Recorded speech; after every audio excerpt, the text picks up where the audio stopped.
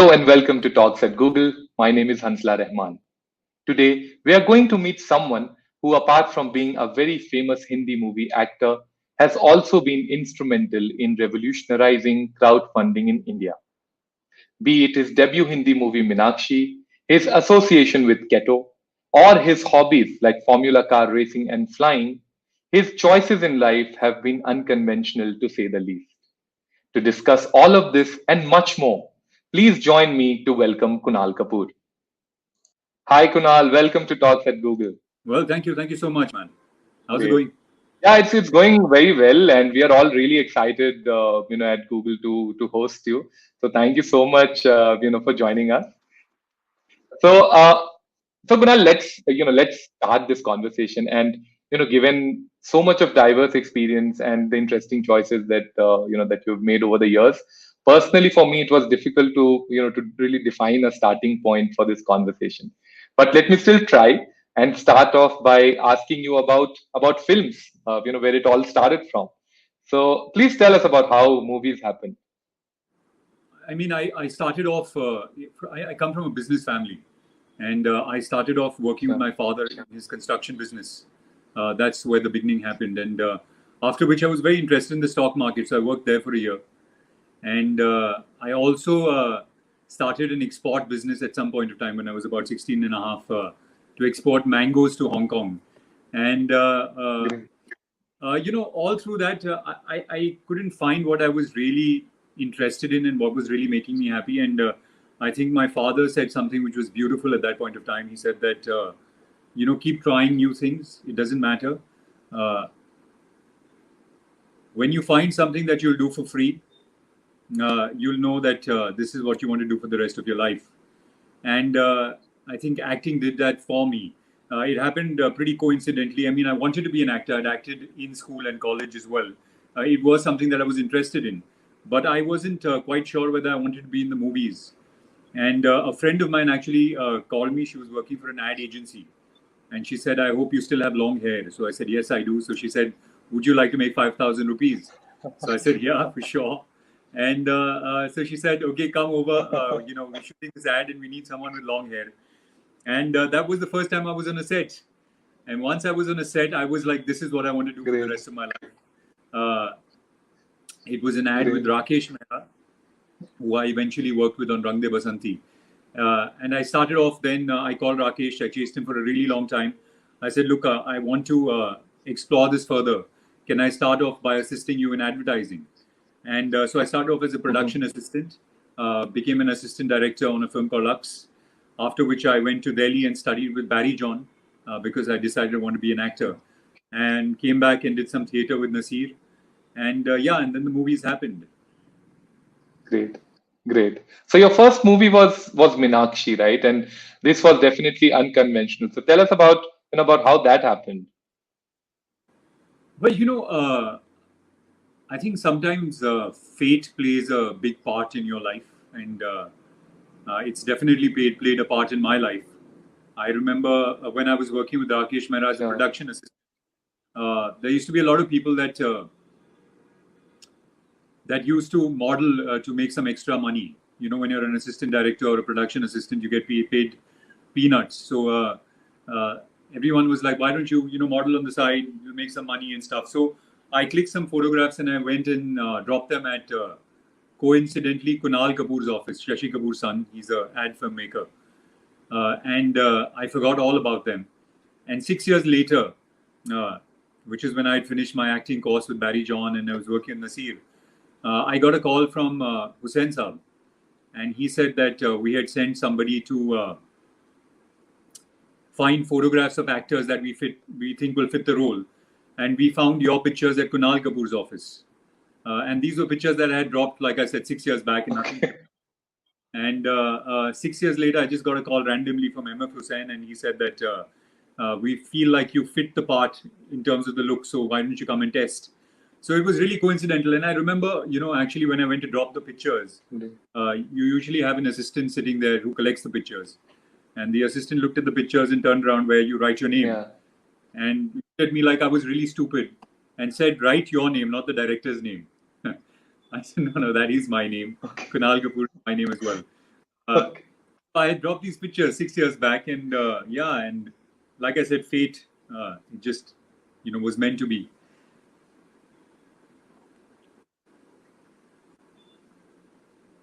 Amazing, amazing. No, really, really interesting, interesting story, and thanks for sharing that. So, Kunal, you've given some really memorable performances, a lot of which I have personally enjoyed. But conversations about films with you will be really incomplete without talking about Rang De Basanti. So, tell us about some of your memories of Rang De Basanti, and how did that happen? And especially, I would like to ask, did that have an influence on you as a person, given that it had a very strong social message, and people, the viewers were really impacted by it. Yeah. So my journey with Rang De Basanti is actually quite a long one. I was an assistant with Rakesh Mehra, like I said, and at that point of time, Rang De Basanti was being written, and Sure. I had read the script as an assistant director. And at that point of time, actually, Rakesh was not doing it like a back and forth. He was just doing it as a period film, and then it sort of evolved into this movie that was going from present to past. So I had read Rang De Basanti multiple times as an assistant director, not knowing that eventually I'm Sure. going to act. And after which I went to Barry John. I came back, worked with Nasir, like I said, and Rakesh was casting for the film. So Mhm. I called Rakesh and I said, is it possible for me to test for one of the parts? And I don't think he was completely convinced. He Okay. said, come in, okay, let's test you. Uh, Hoping that I'd be good, but not sure whether I would or not.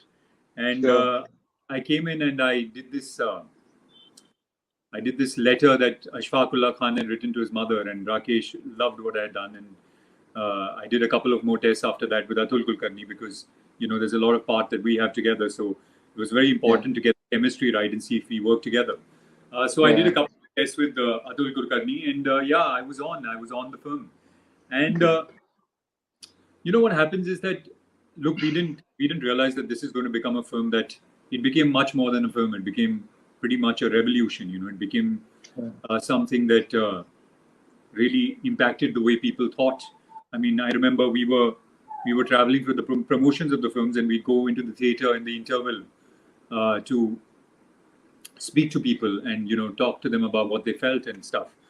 And there was this one person who said that she had been watching the film for the fourth time, and Oh wow. she also read out a letter which she had carried because she knew that we were coming back. We were coming there to Uh-huh. that day. She said that her sister, who was a doctor, she read the letter out. It was beautiful. Her sister, who was a doctor in America, had Mhm. decided that she would come back to India after watching the film because Wow. she said that the line that we all keep complaining about the country but we don't do anything about it is something that really stayed with her, and she decided to come back. So we had so many stories like that. So it became more than a movie, a revolution. Uh, we obviously didn't know that that's going to happen while we were shooting the film. But we just had such a good time making the film because we felt like we had an important story to tell. We weren't sure whether the story would reach out to lots of people or not, or people would get it or not. But Yeah. we knew that we had an important story to tell. And also, as a unit, we just got along so well. I mean, everybody that watches the film says that, we feel like there was great chemistry between all of y'all. And Yeah. that's because there really was between all of us. I mean, we were pretty much living out of each other's houses. We shot this film together we were shooting for about 110 days. But besides that, even when we weren't shooting, I was living at Amir's house, and Sharman was living at Amir's house, and we were hanging out every night, and we were partying together, and we really got very very close to each other. So I think everything that you see on screen is is a result of that. In fact, the last day that we were shooting was a song called Rubaru, which is in the radio station when we Yeah. uh, all decide to say bye to each other because we're going to go to jail now. And that was actually the last day of shooting. Uh, so everything that you see on screen is actually, I feel, real because we knew that we had been on a beautiful journey together, and now it would change. We would Yeah. all go ways, and we would not have. I mean, we would always be close, but there wouldn't be a chance to spend so much time together. So we were actually saying bye to each other, not just Yeah. the cat, bye, even Yeah. the act bye to each other. So yeah, it was fantastic, and I don't know. It's very difficult to quantify how a film affects you, whether you're acting in it or you're watching it as an Hmm. audience. But I definitely believe that a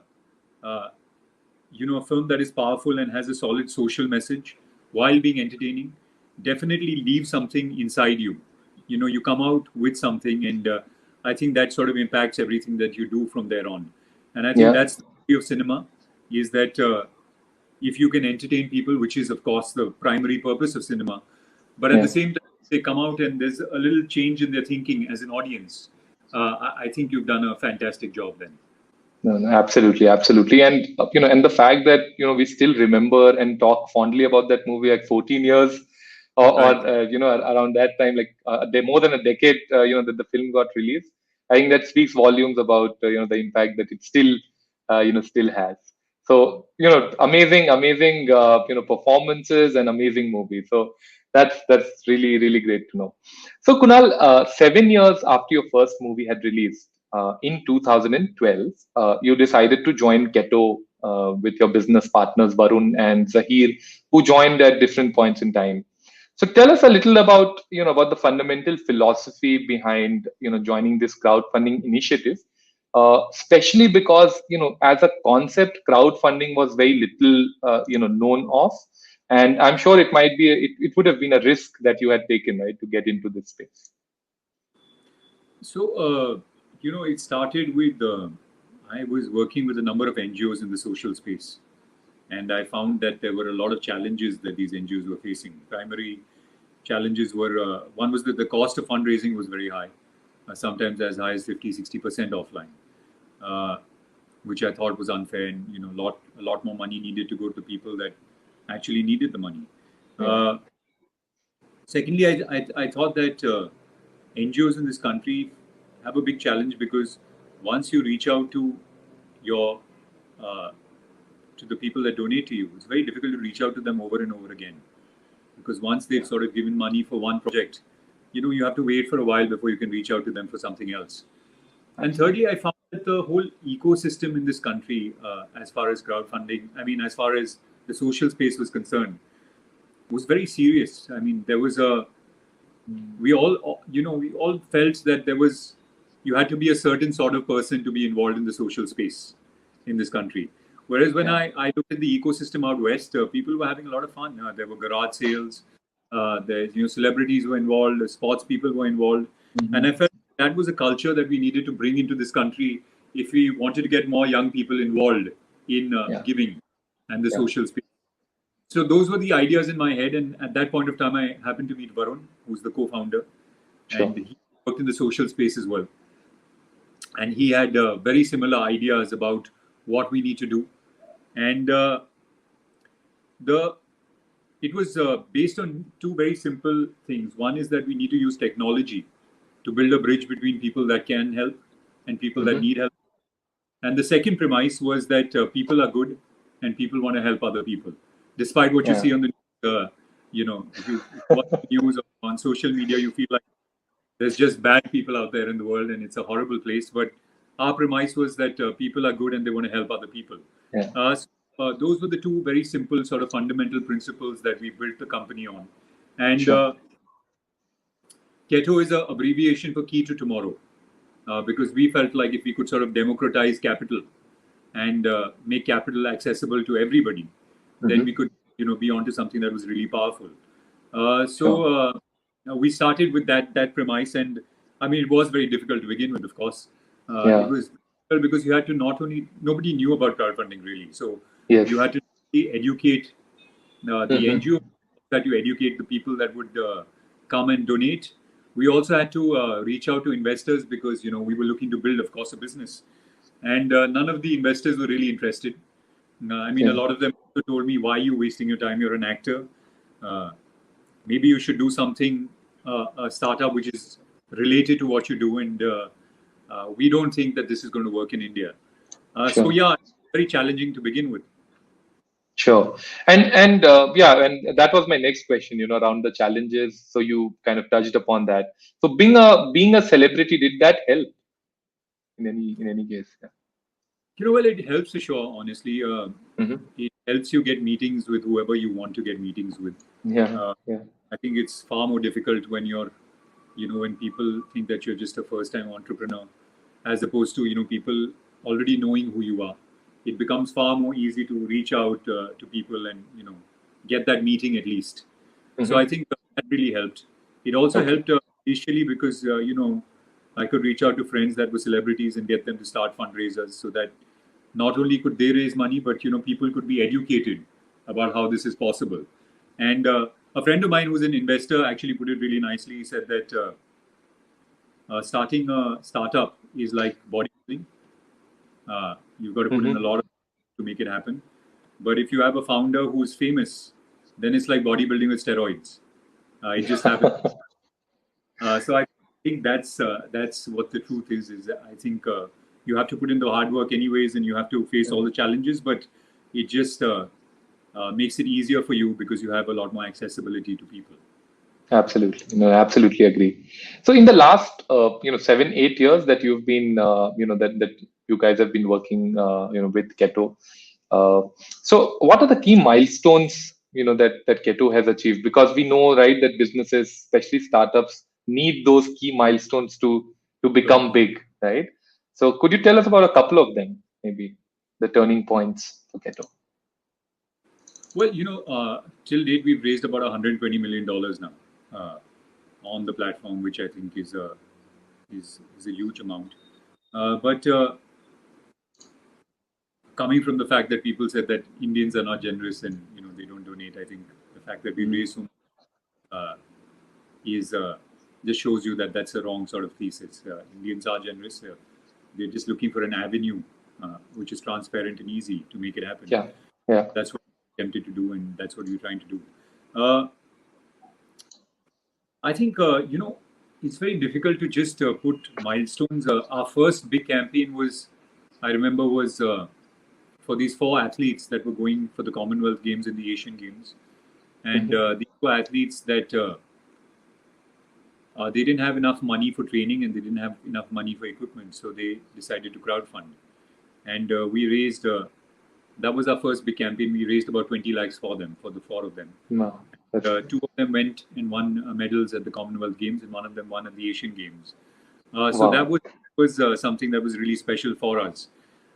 And since then, I mean, every day, we see so many people from across the country and across the world really come together to help somebody that they don't know.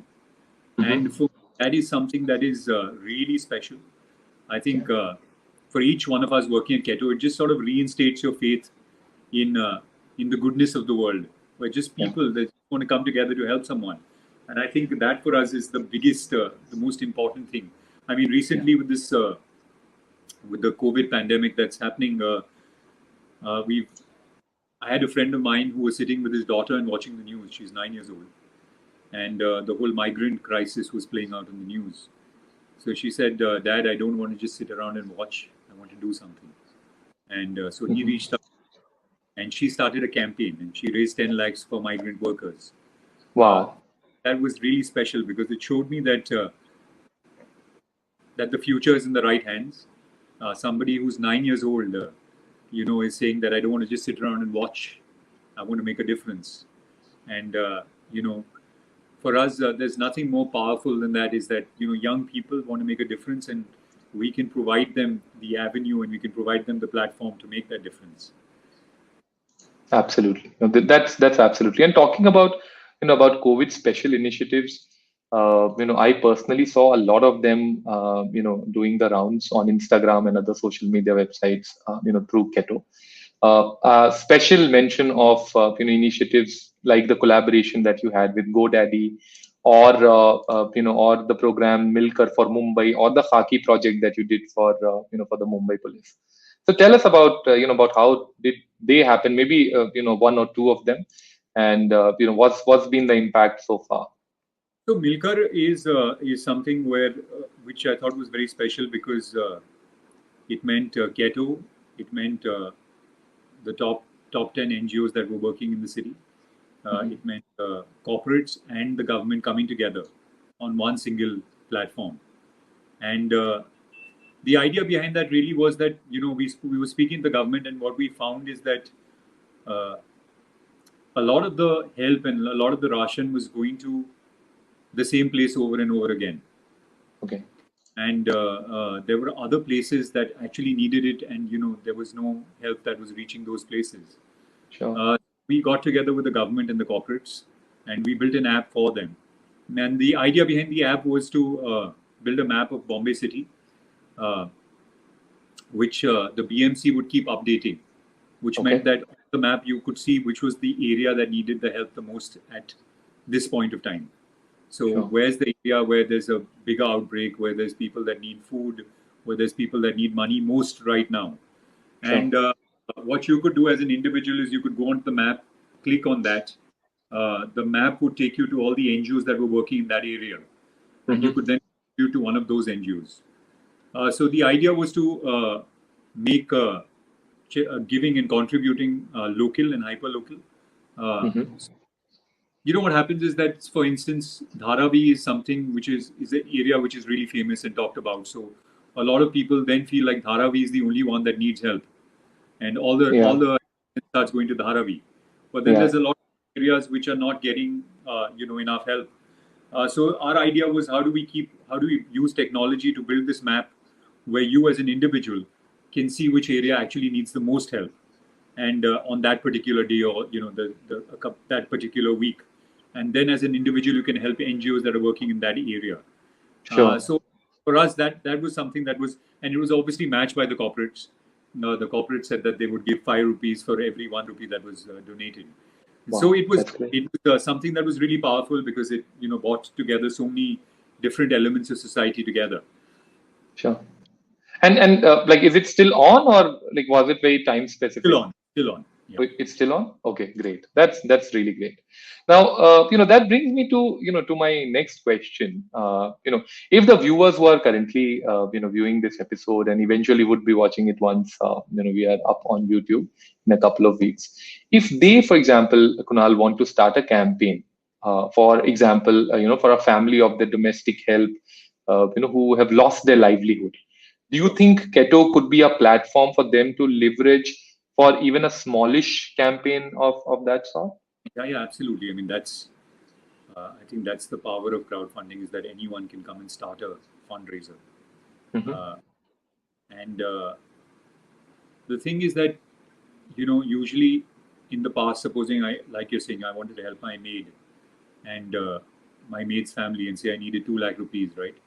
I would either have to make a few calls and say, look, my maid needs 2 lakh rupees. Can you help? I'm putting in 50,000. Can you put 10,000 each? What I can do with crowdfunding is I can create a campaign in very, very quickly. I mean, we can create the campaign for you in about half an hour. You can upload pictures of your maid. You can talk about the campaign, and then you just have to share the link on WhatsApp and Facebook and social media, and so that makes it very easy to reach out to a large amount of people very quickly. Sure. Which means if I'm reaching out to 5 people to help my maid with 2 lakh rupees, I can now reach out to 1,000 people. And instead of people giving 50,000 rupees or 40,000 rupees each, now 1,000 people can give 1,000 rupees each. So that I think is the power of it. And I've had a lot of friends that in this pandemic time who have never done anything related to the social space. But I had a friend of mine, Vikram Fadnis, who started a campaign for animals, because he felt like, all the stray dogs and cats and all the other animals would not get food, because, you usually feed them. And now that the streets were empty and people weren't stepping out, what would happen to them? So he started a campaign, and I think in a week he raised about 20 lakhs. And he was feeding animals for like a month. He'd step out every day with the food and go around the city and feed all the animals that he could find. So I think it's very easy for anyone that is looking to do any sort of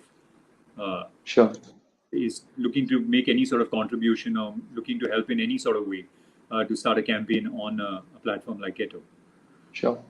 Sure, great. No, thanks. This is really interesting. And Kunal, when it comes to the donors, like for example, if I am the donor, I really want to ensure that the campaign I'm donating to is authentic. So Right. how do you, as an organization, ensure that?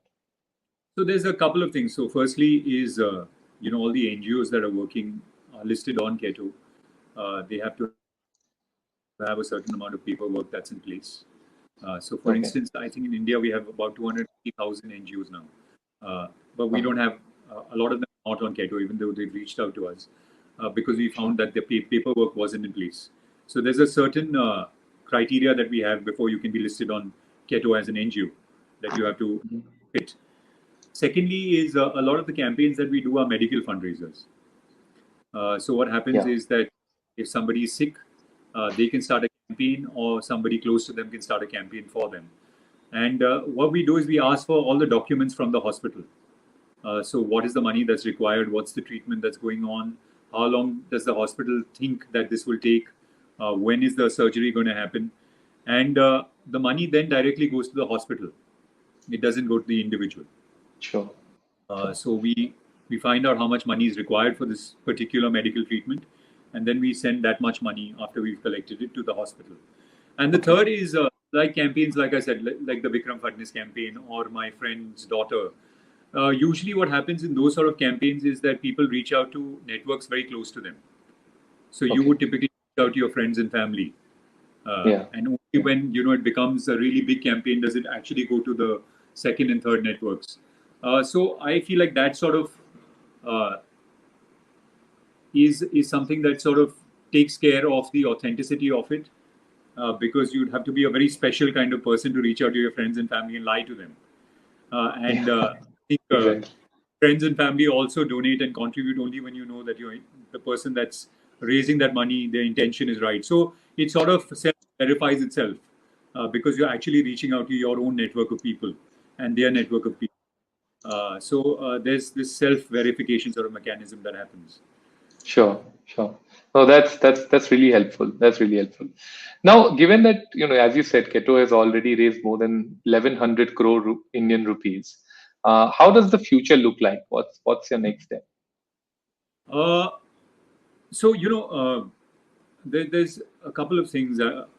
First and foremost is that we've just made most of our campaigns a zero fee campaign, which means that Keto will now not charge any money. We shifted to a tipping system, which means that if you feel like you're happy with the service, or if you feel like you want to help the team, then you can tip, but there's no fee. And that was one of the things that we wanted to do when we started, was that, like I said, uh, the cost of fundraising was sometimes as high as 50, 60%. Our idea was, how do we bring that cost down? I'm very happy that in a lot of the campaigns, we've now managed to bring that down to 0%. Wow. Uh, the second is, like I said, crowdfunding is something that's just picking up in India. People are just sort of becoming aware of it. We want to change the thinking. Uh, Hmm. Usually, what happens is, supposing I'm sick, I turn to insurance. If I don't have insurance, then I dip into my savings. If I don't have savings, then I probably start taking a loan. And if that doesn't work, then I start selling my properties or whatever I have.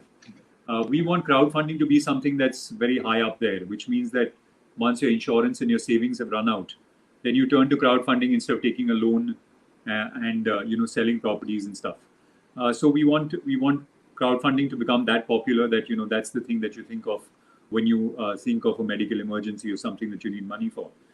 That's Sure. how it is in a lot, in say in America and Europe. That's how it's become now, crowdfunding. Yeah. Yeah. The third thing is that we don't just want to be a company that's only crowdfunding. We actually really want to explore different verticals in the medical space.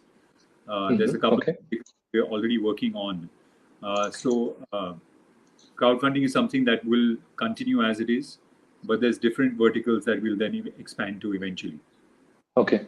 Okay. Great. Well, that's great. And in India, typically we have seen that culturally people are a little averse to asking for money, especially Right. when it comes to their healthcare or education or something. They close very they have something which is very sensitive, right? Yeah. So Yeah. do you plan to also drive some mindset change through campaigns, etc.? I mean, we are hoping that that mindset change happens. It's happened pretty much organically up until now, which means Okay. that if I come on the platform, raise money successfully, then the next time I have somebody around me that's in, that needs money, or uh, that needs some sort of help, then that person feels like Kunal's already done it. It was completely fine. There's no Yeah. reason that I can do it. Yeah. And so it's something that's happened pretty organically. That's not something that you can force upon people. Uh, Hmm. you, that mindset is very difficult to change. If you are the sort of person that doesn't want to reach out to people, then there's nothing that we can do. But Yeah. like I'm saying, Exactly. organically, we found that if one person starts a campaign, uh, a lot of people close to that person then start campaigns as well. Yeah. Yeah. That's true. That's absolutely true. And Kunal, talking about your next steps, do you guys plan to go global as well in the long run? Well, there are a couple of other countries that we're exploring right now. Okay. Uh, Sure. we've been in talks with people. Uh, Okay. so that is one of the next steps. But like I said, our primary focus is India right now, Hmm. because we really believe we've just scratched the surface from 8 years back when nobody knew about crowdfunding to now a 9-year-old girl saying that she wants to crowdfund. I think we've come a long way, but there's still a long way to go. Absolutely. Absolutely. No, I think we wish you all the very best, for this amazing job that you and your team, are doing. Thank you. Uh, so moving on, Kunal, talking about your other engagements and hobbies, I recently loved, Spirit of Scotland. So tell us about how did that happen? Oh, well, that was just something that I've been wanting to go to Scotland for a long time, Sure, and fortunately, I got this offer to do a show in Scotland. And I have to say, I'm not a big drinker, uh, sure. but uh, I had more than my fair share of scotch during this trip, Sure. and I'm not. Okay. It was a lot of fun. And what I found amazing about a place like Scotland is, which I feel at some level we also have, is that in our country is that there's a very, very strong connect to their roots. So they are a very modern country, but they bring their culture and their roots into everything that they do. Whether it's Hmm. how they dress, whether it's their Scotch whiskey, whether it's the food that you eat in Scotland, it's all very, very rooted in their culture. And I Yeah. found that really fascinating. The other thing that was amazing about Scotland was the people. I've Hmm. never met nicer and more friendly people than I did in Scotland. They're just absolutely lovely. So it was great fun to do. The people that I met, the Scotch that I drank, and I think that's the great thing about being an actor. You Yeah. get paid. Uh, you get paid to sometimes have a lot of fun. Yeah, that's great. Are you planning to explore more countries after we are done with COVID? I mean, I'd love to. I've got my hands full right now with other things, Okay. but I'd Sure. love to. You know, Japan is a really big place now for Scotch whiskey, and Sure. Japan is a place that I really like. So maybe that could be the next destination that we head to. Sure, sure, absolutely. And tell us a little about your other hobbies. I've read a lot that you're really fond of flying and Formula car racing. So tell us about how you got into that. So well, flying was something I've wanted to do for a long time, and I had some time off, like I think about 8 9 years back. I had 4 months off, so I went to this flying academy, which is close to Bhopal, in a place called Okay. Sagar, and that's where I started flying. Uh, Great fun. I go back there whenever I have a chance. And at some point, I'd like to fly across the whole country. I'd like to go cross country across India. Start off from one end of the country and end up at the other. So that's something Sure. that I'd love to do. So flying is something I really enjoy. Racing is something I've been doing for the last now 12, 13 years. I started off training in uh, rally car driving, uh, participated in a few races, uh, Sure. uh, had a chance to dabble in Formula 3. So Wow. that's again something that I really enjoy. And besides that, I mean, I'm somebody that loves learning new things. I think more than anything else, I think that's at the core of my being is the constant need to learn. So Sure. I'm looking for new things to learn. I'm learning how to play the guitar now. I'm doing a course in AI. Uh, I'm writing a couple of scripts. Uh, Storytelling is something that I love. Whether it's as an actor, producer, director, writer, that's the thing that I'd love to keep doing, is to tell stories. So lots of things, yes. There's a lot of things that I want to learn, and lots of things that I want to understand. Amazing, amazing. No, this is really inspiring and very strong message to all of us. I think the viewers that we should also diversify our interests and continue to just keep learning. What's also really interesting is your very effective management of your social media accounts, especially the Instagram account that I very keenly follow. I see that you use it very regularly for spreading social awareness, especially around topics that that concern us. One such subject or topic which I really hold very close to myself is mental health, and I've seen you do a lot of live sessions with experts, etc. So tell us something about about how what drives you to do this. Well, I think that for me, what is really important, I've seen it in people that are close to me, is that there's just such little talk about mental health. It's something that's probably the biggest epidemic in this country, right? There's so many people that are affected by it, and there's such little awareness about it. Uh, for instance, I had put out this post about what do you call schizophrenia, or if you're bipolar, or if you're depressed, or what are the words for that in Hindi? And there's no word. The only word that sort of describes all of that is pagal, right? Yeah, So if your starting point is pagal, then how do you sort of take away the shame, and how do you take away the stigma that is attached to mental health? So I think my whole endeavor really is that how do we, as people that have a voice, uh, hmm make sure that the stigma attached to mental health is taken away. Like I said, I've seen it in people close to me, where they've been depressed, or they've been sick for a long time, and they've not reached out for help till it's got very late, because of the stigma attached to it. And yeah, I feel like we really, really need to sort of have conversations in this country about mental health, about uh, taking away the shame from mental health. And I think celebrities really play an important role, because I've always believed that as a celebrity, if I can sell colas, and I can sell clothes, and I can sell cars, there should be no reason that I can't put my voice behind a good cause. That should be as important as any other endorsement, or actually more important than any other endorsement. So uh, this is something that I have very strong feelings for, because, like I said, I've seen it in people close to me, in my family, and it's something that I really sort of uh, want to raise my voice for. sure, sure. So no, really, really great, and I think we can't do justice to to this subject with just one question, but really inspiring and interesting to see the change that you are trying to trying to bring about.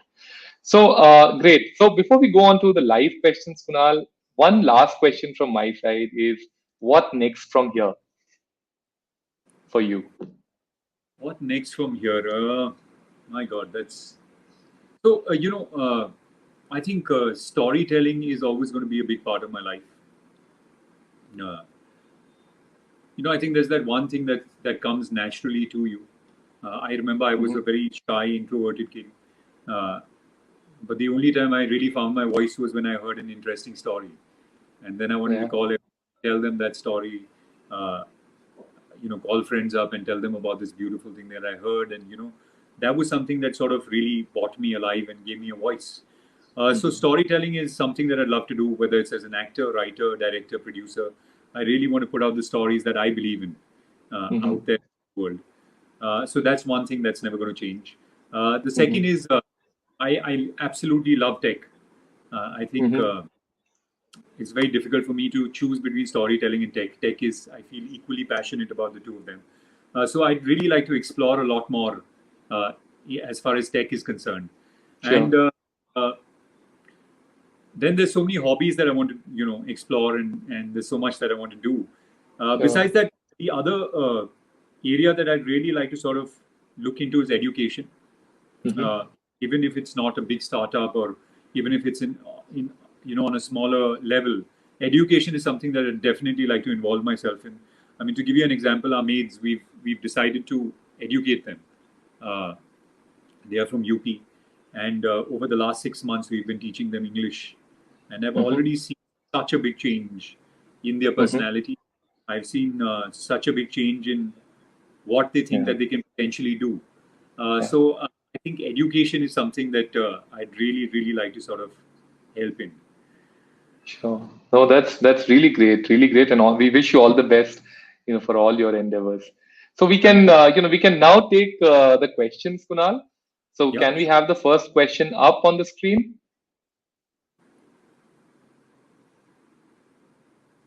Okay, so we are getting a question from Nisha Jangra, and the question is, what do you enjoy the most about what you do?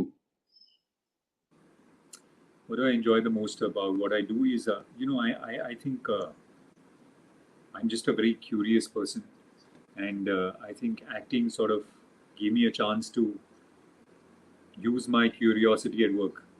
I've been part of a film in Punjab, Kashmir, Orissa, Hmm. Kerala, which means that I've had a chance as an actor to explore all those cultures. And Sure. I think the best thing about being an actor is that you get, all of us are defined by our point of views. So we have a point of view of the world which makes me Kunal and makes you who you are. Yeah. As an actor, you get a chance to see the world from different point of views. So I can see the world from a politician in Kashmir. I can see the world from a Mm. thug in Punjab. I can see the world from a freedom fighter. I can see the Mm. world from a martial artist in Kerala. So it's a chance to look at the world with completely new eyes, and I think that's something that I really really enjoy. Great, amazing. No, that's really cool. Maybe we have time for another couple of questions. Uh, okay, I'm getting very questions like, how did the name Keto come about, and is there a story about behind this? Okay, so one question is, what inspired you to invest in? Okay, I think we've already answered this question. About how the what's the story behind the name Keto. We have this question from Shashank Bhushan, which is, what inspired you to invest in Haiku Jam? So I haven't invested in Haiku Jam. Uh, they are friends of mine, and I think they're a brilliant bunch of people. Very Hmm. young, very very impressive. Sure. I think great minds, and that's and I also really enjoy. I mean, I enjoy poetry, so I really enjoyed what they were doing and what they were attempting to do. So I haven't invested in the company, Sure. but a lot of time with the founders of the company, and a lot of time looking at what they do, and I Mhm. also follow. I'm part of the Haiku Jam family. Great. Great. That's great. That's great. Maybe we can take one or two last questions. Okay, we have one question from Ankur Rohila. Given your association with initiatives like Keto and then love for tech AI, can we expect some stories around real life issues and tech, say sci-fi from you? Oh, I'd love that. I mean, I would. Some of my favorite films are sci-fi films, and the only challenge in this country right now, of course, is I mean, it's changing with OTT because now you can make content uh, without really thinking about whether this is going to be a hit film and make money or not. You can actually Mm-hmm. really experiment with things, and I have friends that are, which is great. But I'd love to. I'd love to do a sci-fi film. Uh, the challenge really is that if you're looking for it to reach out to a larger audience, how do you sort of make it educative and simple, uh, and at the Mm-hmm. same time, say the things that you want to say? Because when you make a sci-fi film out west, you already have an audience that is very familiar with the whole science fiction space, and everything related to the universe.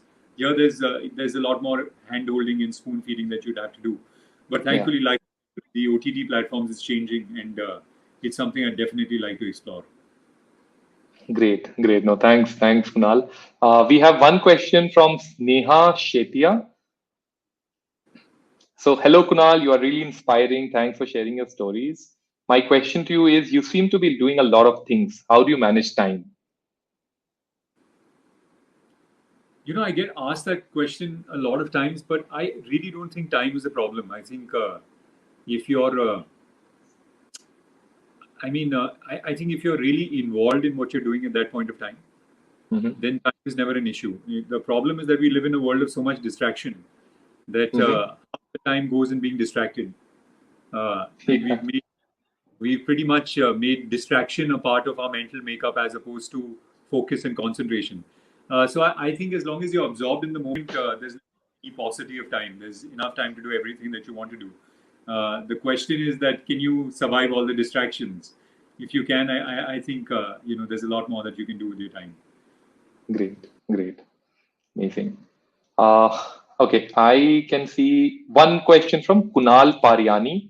When will we see you on big screen again? Well, very soon there's a film that's up for release. It's called Koi Jaane Na. It's something that I've never done before, so I'm very excited about it.